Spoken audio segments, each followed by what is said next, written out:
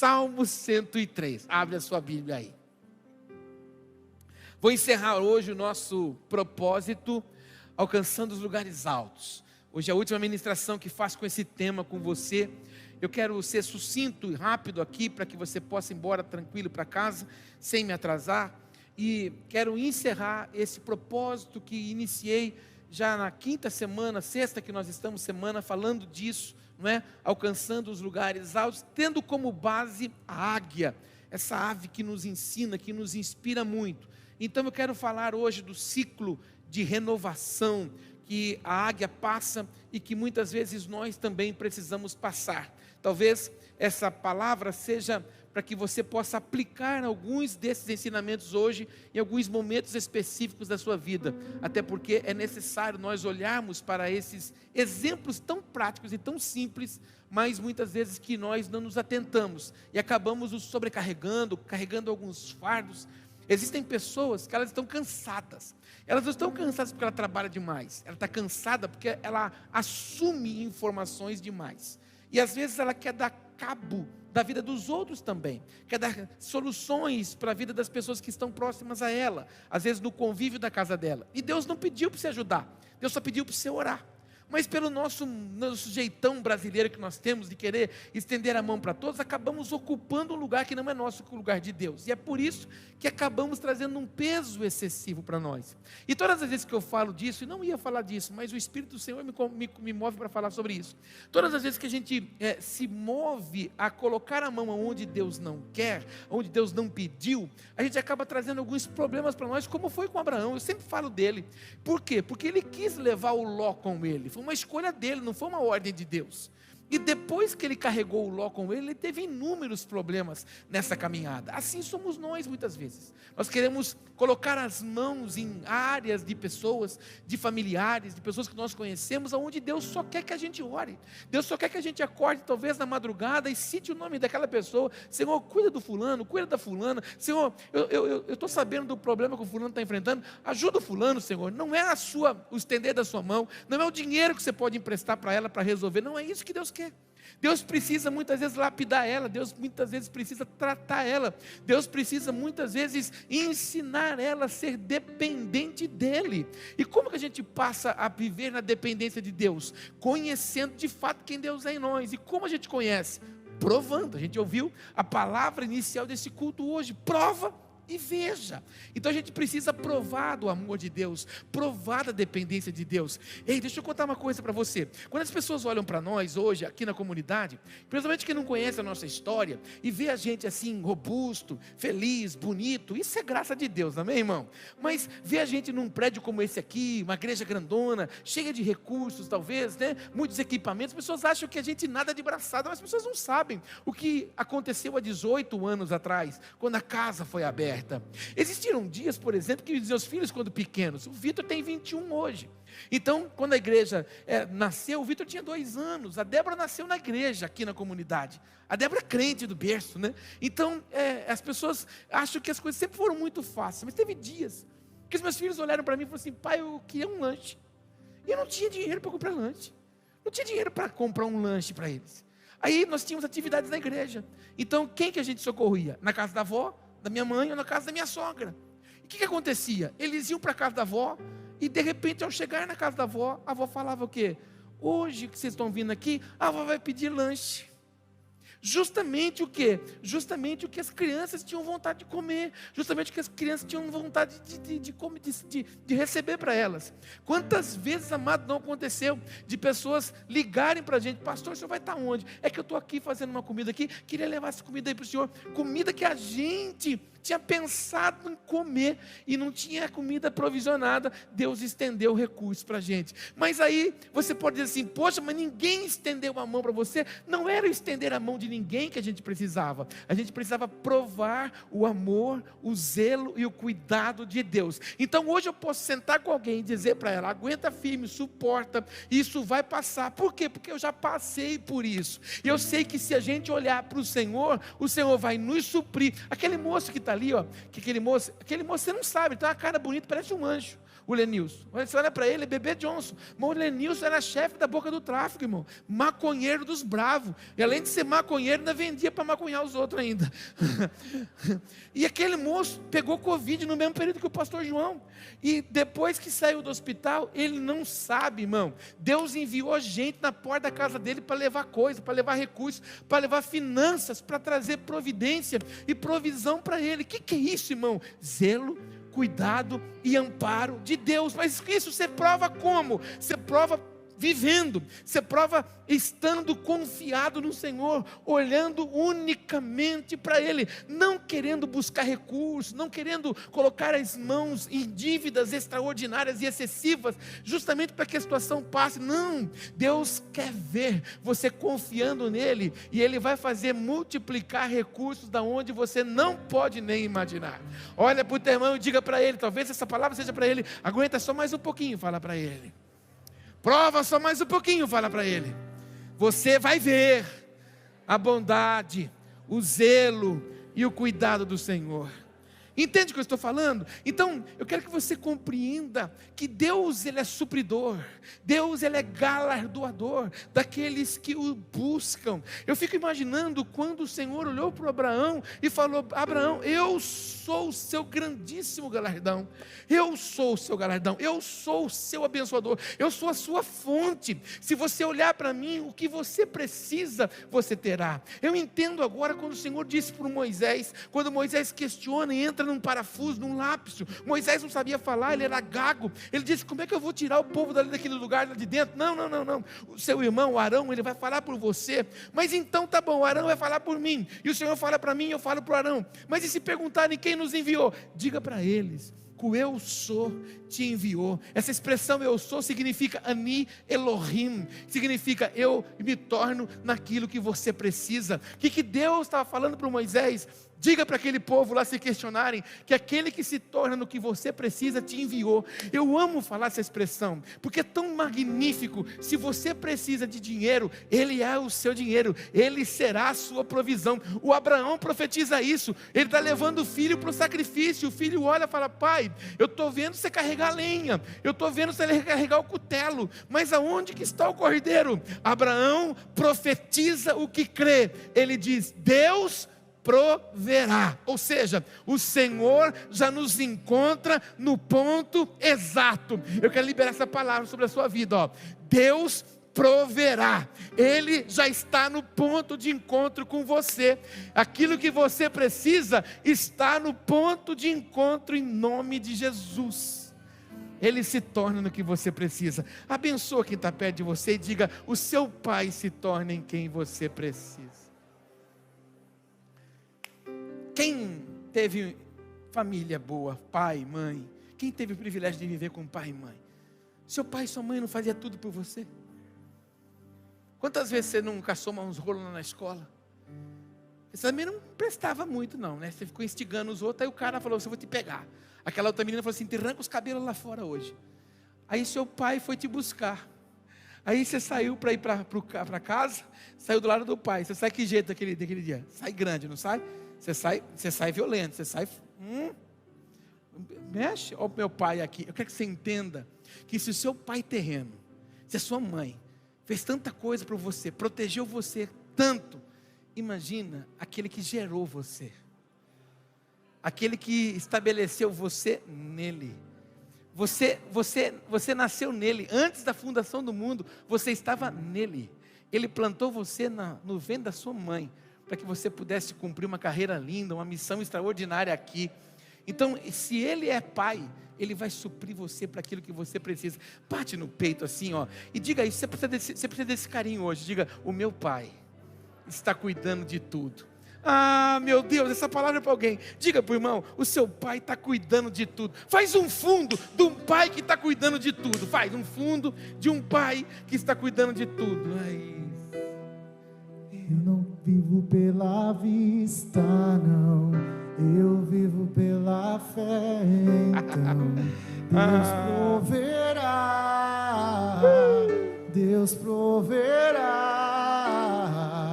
Olho para o alto, então vem o socorro, sim. Deus proverá, Deus proverá. Eu amo essas coisas. Vamos para a Bíblia. Salmo 103. Abriu aí? Eu tinha falado já o Salmo ou não? Estou sentindo um calor aqui. Salmo 103. É que tem uma luz de granja. Você não faz ideia. Eu sei que a sua cabeça está falando, então, o galo está grande aí, né? Eu sei. Sei que você está falando. Vamos lá. Minha boca acelera demais o meu cérebro. Aí eu falo umas coisas que não deve. Salmo 103. Deixa eu tomar uma água para ver se passa.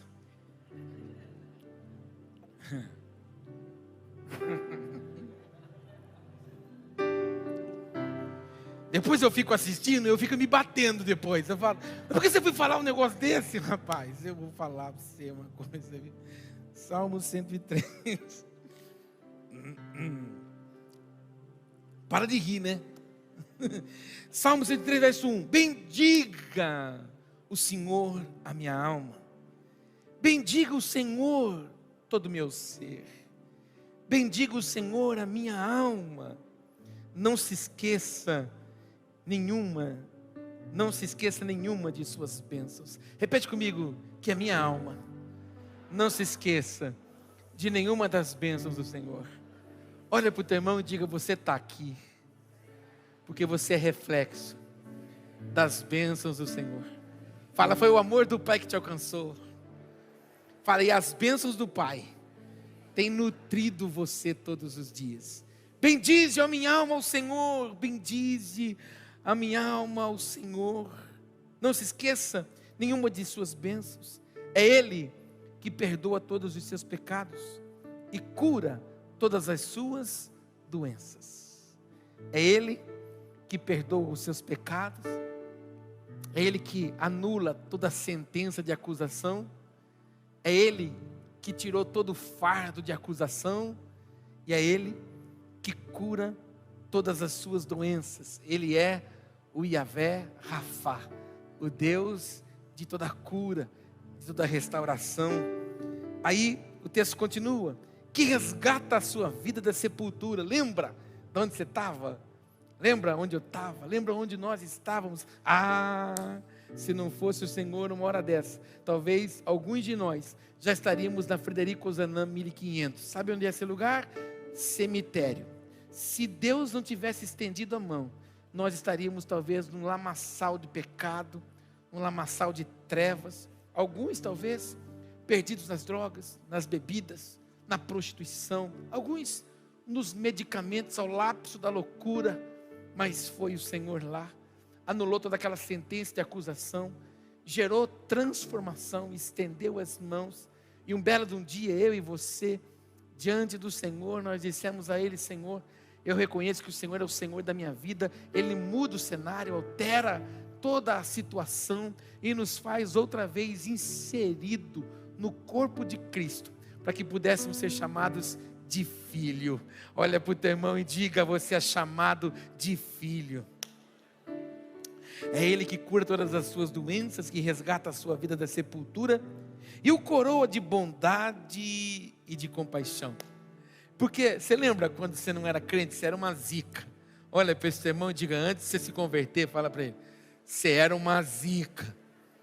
Mas agora você está cheio de amor, amém? Cheio de bondade, cheio de compaixão. Eu não sei se você é daquela época, mas eu sou daquela época, a gente pegava a fila para ir no mercado, e o bife bom na casa da minha mãe era bife de acém. Oh, glória! Só sabe o que é bife de acém quem comeu. E minha mãe falava assim, Paulo, vai lá e compra 1 quilo de bife de acém, manda o moço cortar fino. Aí eu chegava com o bife de acém, mas pensa num negócio terrível, irmão. Aí minha mãe abria os bifes de acém, catava um martelo lá, irmão, mas socava o pau naquele negócio, não é? E às vezes minha mãe, e o bicho esticava assim, ó, o bicho ficava desse tamanho, parecia aqueles bifes dos Flintstones. Aí minha mãe dava uma martelada no dedo, eu lembro que minha mãe falava os nomes, meu Jesus Cristo. mas falar. Agora não, quando a gente se converte, se tivesse que bater bife de novo, e batesse o martelo no dedo, qual que é? Aleluia, papai. Não é? Oh, glória, bate outra vez que está gostoso, não é? Normalmente é assim que a gente faz depois que a gente se converte. A gente não xinga ninguém mais. Quando a gente quer falar alguma palavra pesada para alguém, a gente chama de filisteu, não é, irmão? Amalequita, não é? Quando a gente quer falar que alguém, ai, seu filisteu, ai, amalequita, não é? Enfim, a gente tem um coração. Por quê? Porque o amor de Cristo nos constrange. Eu amo essa expressão, o amor de Cristo nos constrange. Você pode dizer isso, o amor de Cristo nos constrange. Eu estou falando para você, eu estou fazendo de tudo para entrar no que eu estudei ali, mas não consigo. Mas vamos aqui, ó. Essa palavra constranger significa obrigar. Então, de vez em quando, você tem vontade de falar um monte de coisa. Tem ou não tem? Não, fala a verdade. Hoje mesmo, lá no seu trabalho, você tem vontade de catar no pescoço. Mas o amor de Cristo nos constrange. E a palavra constranger significa obrigar. Então, o amor de Cristo que Ele fez na cruz, nos obriga a ser o que? Manso, a ser misericordioso, a ser bondoso, a ser compassivo, a dar uma oportunidade, a estender as mãos. Por quê? Porque quando você dá oportunidade a alguém, você está dizendo assim, ó, eu faço a você o que eu gostaria que fizesse a mim. Muitas vezes a gente gosta de acusar demais as pessoas, a gente acaba se esquecendo que um dia vamos precisar também. Vamos precisar do estender das mãos, vamos precisar do consolo. Então faça para os outros o que você gostaria que fizesse a você. Então quando eu vou preparar essa casa para receber você aqui, eu preparo ela como se eu estivesse preparando para mim, como extensão do que nós fazemos na nossa casa, preparando para que você se sinta bem, para que você fique bem. Tudo que nós vamos fazer aqui de melhorias aqui na casa, a gente faz esperando que você fique cada vez melhor. Por quê? Porque é assim que nós desejamos. Eu faço para você como de fato gostaria que fizessem para mim também. Então o que nos faz ser bondoso? Por que você mudou? Tem gente que fala isso para você, nossa, você está indo naquela igreja, você está mudado, né? O que aquele pastor está dando para você beber lá? Não está dando nada, é que o amor de Cristo começa a ocupar o lugar daquela treva, daquela ira, daquela condenação, daquela angústia, daquela ausência, daqueles questionamentos, das dúvidas que pairavam a mim e você. E o amor do Pai vai enchendo, vai transbordando e vai fazendo com que eu e você seja uma fonte inesgotável do amor de Deus. Diga para o irmão do seu lado, você é uma fonte inesgotável do amor de Deus. Aí, minha pregação é agora, no versículo 5. Que enche de bens a sua existência, de modo que a sua juventude se renova como a águia. Fala comigo o finzinho do versículo, ó. Se renova como a águia. Olha para o teu irmão e diga isso, que a sua vida se renove como a águia. Eu quero falar em poucos minutos somente o ciclo de renovação da águia. Eu acho que eu falei isso aqui em alguns cultos anteriores, mas estávamos numa outra dimensão, não deu para a gente entender. A águia, ela tem um ciclo de vida de 70 anos, dividido em dois. O primeiro deles, 40 anos. Quando ela chega no seu ciclo de 40 anos, ela sabe que ela precisa passar pela renovação. Ninguém precisa dizer isso para ela. Ela sabe que ela precisa se renovar. Por quê? Porque os frutos, porque os alvos, porque os objetivos não estão sendo mais atingidos. E é uma coisa que nós precisamos aprender também. Quando você vê que alguma coisa sucessivamente não está acontecendo, não é Deus que está errado, é nós. Então alguma coisa nós temos que fazer. E a primeira coisa que a águia faz dentro do ciclo dessa renovação é simplesmente se retirar. Chega uma hora que a águia decide, eu preciso me excluir. Então a águia vai para um lugar sozinho, solitário. E sabe qual é o nosso problema? E isso é uma coisa que eu degradeio muito com muitos crentes. Tem gente que fala assim para mim, eu preciso fazer alguma coisa na igreja. Tem gente que acha que ela está bem com Deus quando ela faz alguma coisa na igreja. Eu conheço um monte de gente que faz um monte de coisa na igreja, mas não está bem com Deus. Não tem vida com Deus. Não tem vida de oração, não tem vida de devocional, não tem vida de leitura bíblica. Mas ela quer estar fazendo coisas na igreja achando que isso é o suficiente. Não. Deus não está disposto em sacar o seu ativismo. Deus quer sacar de mim e de você o nosso relacionamento com Ele. Então, a partir do momento que você está cheio, a partir do momento que você está completo, a partir do momento que você está abastecido, a partir do momento que você está nutrido do favor de Deus, então você pode ser um direcionador na vida de alguém. Até porque é uma expressão que eu uso muito aqui, você já deve ter me ouvido falar. Um cego não pode guiar outro. Você já viu um cego guiando o outro? Irmãos, e eu nado do lado de um cego. Eu estava dizendo isso para os nossos jovens outro dia.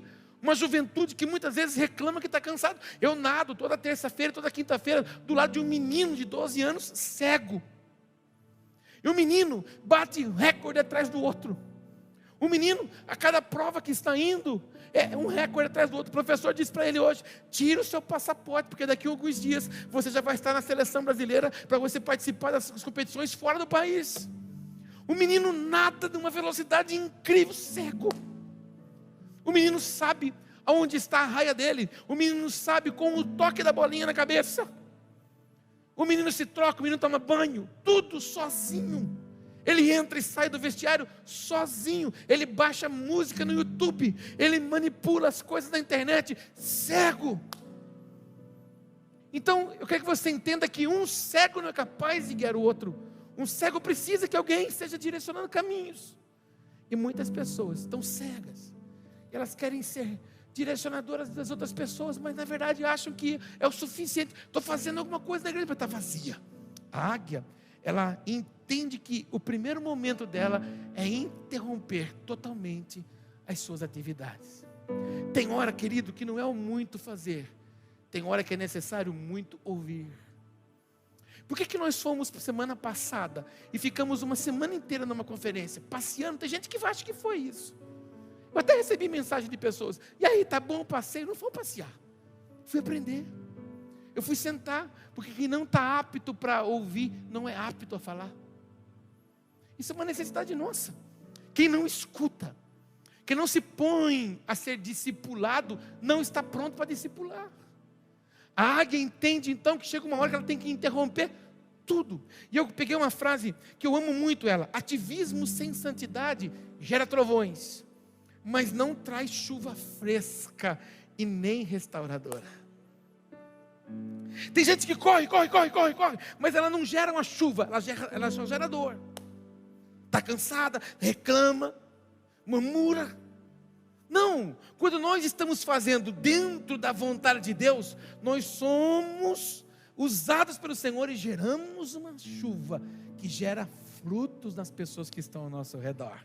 Eu oro por você nessa noite, que talvez você possa entender que chegou a hora de você também dar um pausezinho na correria e dizer: olha, eu preciso me cuidar. Uma vez, eu estava tendo uns lapsos na pressão, minha pressão estava fora do ritmo, mas por causa do estresse. Você sabe que eu tenho essa parte aqui, eu emagreço de perna, emagreço de braço, emagreço de orelha, mas não emagreço de barriga. Mas sabe o que é isso? É aquela pessoa que assume para ele. É aquelas pessoas que vão pegando. Elas vão pegando. E elas vão pegando. E é por isso que tem problema de estômago, porque elas vão pegando. É por isso que tem problema de digestão, porque ela vai pegando coisa. Ela vai assumindo coisa. Aqui fica sempre inchado. E eu estava assim, passando mal. Teve um dia que o meu carro, eu precisei parar o carro na Quintino, minha pressão estava 23. Estava a ponto de infartar. E um amigo meu, sabendo desses problemas de saúde, um dia ele me mandou uma mensagem e disse assim: Pastor Paulo, você quer ver a pastora Márcia entrar com os teus filhos no casamento deles com uma outra pessoa? Eu disse: está amarrado, irmão? Em nome de Jesus, com a minha loira não. Ele disse: então se cuida. Então para de correr só pelos outros e corre por você. Esse é o mal de muitos. Você corre tanto para os outros, mas você não corre por você. Você corre para acudir o incêndio dos outros, mas você pouco se preocupa com você. Está perdendo os cabelos para tentar fazer os outros entrar no eixo, mas você não sabe nem como é que a sua saúde está. Você corre e se preocupa com todo mundo, mas a sua você nem sabe como é que está. Você precisa parar um pouquinho hoje, como a águia. Você precisa parar de ser um foguete que só corre e que não para. Não, porque eu tenho metas. Não, todo mundo tem meta. mas todo mundo precisa também descansar. E quando a gente fala do Shabat, que é o dia do descanso, o dia do descanso não é um dia de você parar e descansar. O descanso é uma pessoa. Nós precisamos aprender a descansar em Deus. Precisamos aprender a descansar no Senhor. E a gente quer correr demais, acelerar demais. E isso não agrada a Deus. Trabalho sem vida não produz frutos que agradam a Deus. Diga isso para o teu irmão: trabalho sem vida não produz fruto que agradam a Deus. Meu Deus, eu tenho que acabar. Primeiro, interrompe suas atividades. Segundo passo do estágio da águia, da renovação, ela se isola no mais alto penhasco. Repete comigo: isolamento. Esse isolamento não é você se excluir. Era a palavra que eu estava esperando mesmo para receber. Eu estava esperando mesmo receber essa palavra para eu colocar uma plaquinha lá na porta de casa. Não me incomode. Ainda mais eu vou estar respondendo: segundo o meu pastor, não me incomode. Não. Não é você viver isolado do mundo, dentro de uma capa de santidade, se tornando um santo barroco, só falta uma olhada em cima da sua cabeça. Não. É você entender que existem alguns desertos que são só seus. E eu vou te dizer mais: foi no Val de Jaboque que o Senhor se revelou a Jacó. Lá teve uma batalha com ele. Tocou na coxa do Jacó, deslocou ela. A partir daquele dia, Jacó nunca mais foi o mesmo. Jacó sempre mancou naquele dia. Por quê? Porque teve um encontro com o Senhor. Então aqui sai uma palavra para você, não anda com quem não manca. Fala isso para o teu irmão: não anda com quem não manca. Quem não manca não teve encontro com o Senhor, não teve vida mudada. Jacó teve uma vida mudada onde? Num vale, num lugar de isolamento. É no deserto que o Senhor falou com Moisés: você vai tirar aquele povo, você foi criado ali dentro, você conhece toda a estrutura, agora eu respaldo você de poder, respaldo você de autoridade, vai lá e tira aquele povo de lá. Foi num deserto que o Senhor se revela a ele. Foi num deserto, num lugar de isolamento, que o Senhor se apresenta para o Elias e diz: você pode encarar aquela sacerdotisa das trevas, que eu vou respaldar você. Então existem momentos que o isolamento é necessário, justamente para que o tratamento de Deus seja pleno, seja executado na minha vida e na sua. Olha para o teu irmão e diga para ele: não reclama dos seus desertos. Fala: é um momento necessário para Deus estabelecer todos os propósitos. Faz assim com a mãozinha, para você viver nos lugares altos. Terceiro nível da renovação da águia, depois que ela dá uma paralisada nas atividades, depois que ela se isola, então aí começa o processo dela arrancar todas as penas velhas. Ela cata os bico, começa a puxar todas as penas, começa a arrancar, e ela fica deplorável, fica horrível, fica feia. Você pode ver que essa imagem que está aí tem uma águia dominadora, uma águia imponente, com essas asas abertas. A envergadura dela é muito grande. O voo dela é magnífico, extraordinário. Mas quando ela sobe no penhasco, ela entende que agora é um ciclo de renovação. Ela sabe que algo novo vem quando ela escolhe se desfazer do que é velho. Então ela arranca todas as penas do seu corpo. Pega um frango depenado, uma águia depenada, feia, horrível. Ela fica escondidinha ali, porque ela sabe que depois que ela arranca essa camada velha, algo novo vai surgir. E nesse passo a gente aprende muitas coisas com ela. Não há restauração sem reforma. Antes de edificar e construir, é preciso derrubar e demolir. Antes de a semente frutificar, ela precisa morrer. Antes da renovação, vem o despojamento. Antes do avivamento, vem o quebrantamento. Então, não adianta nada você querer viver em lugares altos se você não se renova. Se você não tira a capa velha da religiosidade, a capa velha dos dogmas. Mas eu aprendi assim, está cheio as igrejas. Não essa, porque aqui você é uma bênção. Mas você conhece gente que eles têm aquela canção da Gabriela: eu aprendi assim, eu cresci assim, eu nasci assim. Então porque ela nasceu assim, ela aprendeu assim, ela vai viver assim, mesmo que seja errado e equivocado. Então é necessário você tirar o manto da religiosidade, o manto, né, daquela velharia que a gente carrega sobre nós. Eu já falei para você aqui que tem um monte de gente que tem desejo por o Exu Caçamba. Conhece esse espírito ou não? Olha para o teu irmão e fala assim: você aprendeu um espírito novo hoje. Fala para ele: Exu Caçamba. Tem gente que não pode ver uma caçamba na rua, irmão. Ela é atentada pela caçamba. Ela vê uma caçamba, ela fala: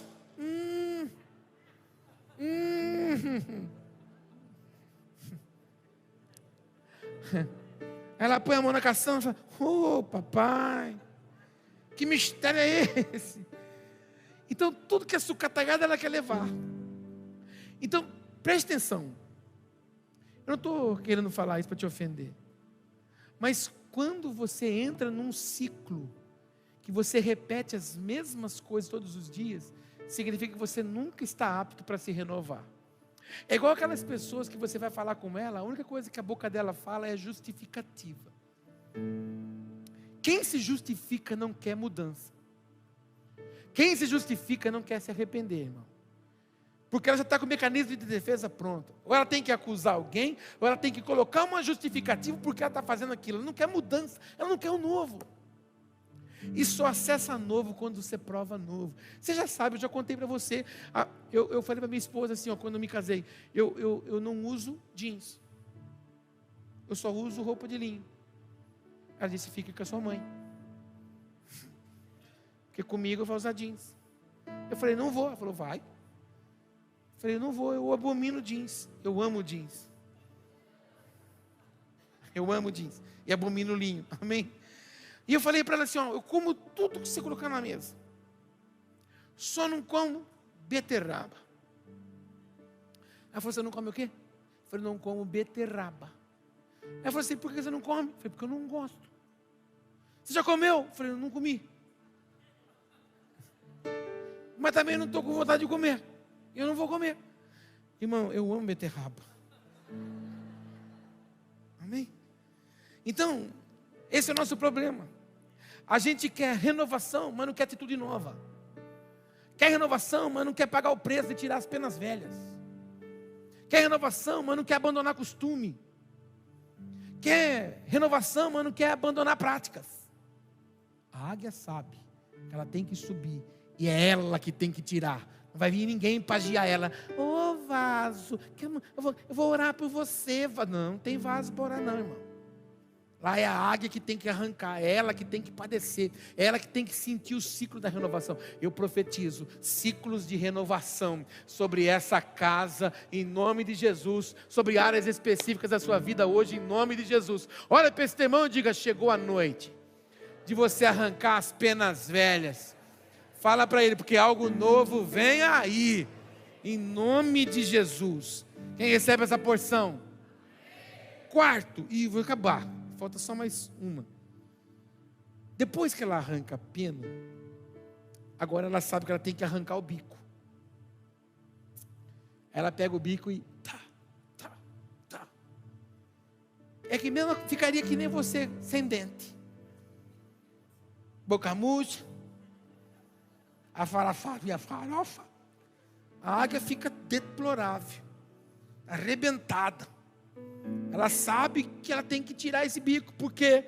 Porque o bico dela é onde ela vai ter a mastigação da comida.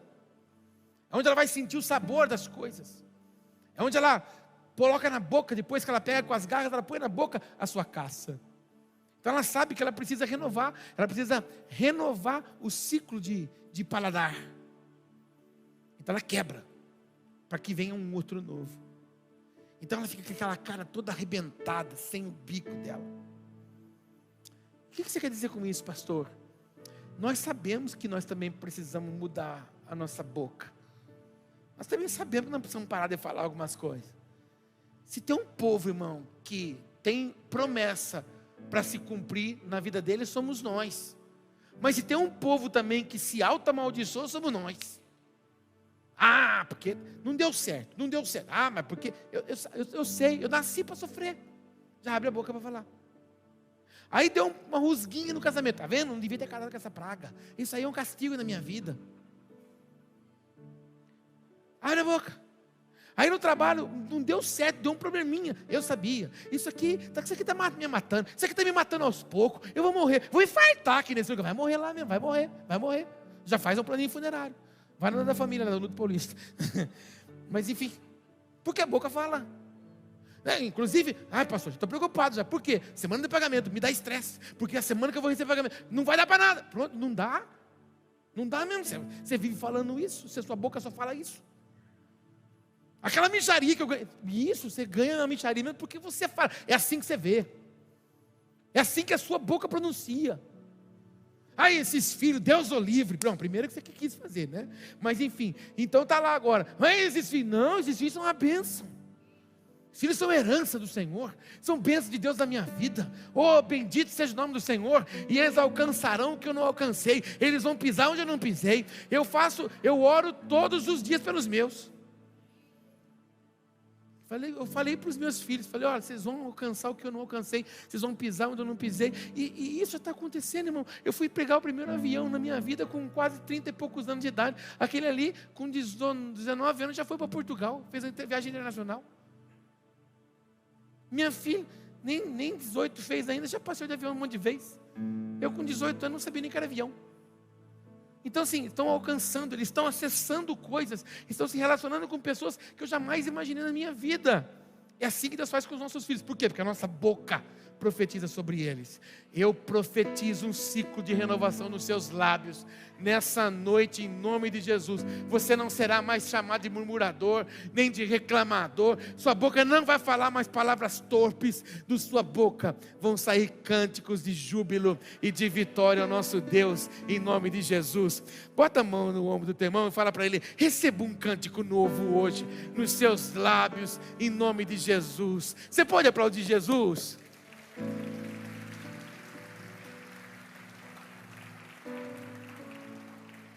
Vou terminar, fala comigo, aleluia.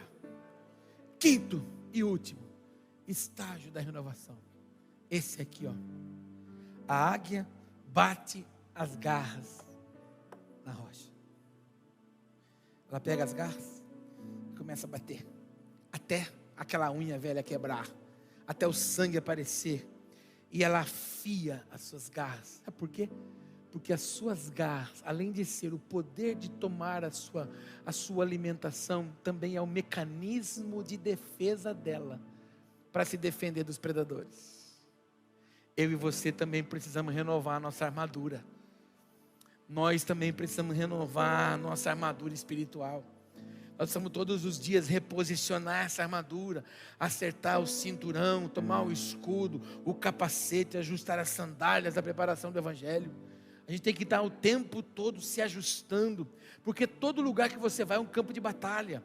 Toda a atmosfera que você entra, você está envolvido numa batalha. E todas as vezes que você vai para uma batalha, a armadura ela é afetada de alguma forma. Ela precisa ser renovada, ela precisa ser reajustada. Então, em nome de Jesus, que o Senhor traga renovação nas suas garras. E eu quero ser ousado em profetizar, para que venham novas conquistas sobre você, em nome de Jesus. Diga isso para o teu irmão, que venham novas conquistas. Fala para ele. Fala para ele, que você possa crescer. Fala para ele, 100 vezes mais, em nome de Jesus. E eu encerro dizendo essa frase que a gente ama, que encerra a vida cristã. Não é uma colônia de férias, ela é um campo de batalha. Então saiba que estar na igreja não é desfrutar de uma rede com uma cestinha de piquenique. Não. Estar na igreja é estar pronto para uma batalha, que nessa batalha você vai travá-la, mas você vai ser o grande vencedor nela, porque o Senhor está comigo e o Senhor está com você. Vamos nos renovar hoje? Fica em pé, por favor. Olha para esse teu irmão, imagina que ele seja uma águia. Tenta olhar pelo menos. É difícil achar que isso aqui é uma águia. É uma águia grande. Uma águia robusta. Olha para essa águia aí. Fala para ela, você vai alcançar lugares altos. Diga para ela, eu vejo o ciclo da renovação sendo ativado sobre você. Diga, nessa estação nova, você vai viver Algo extraordinário.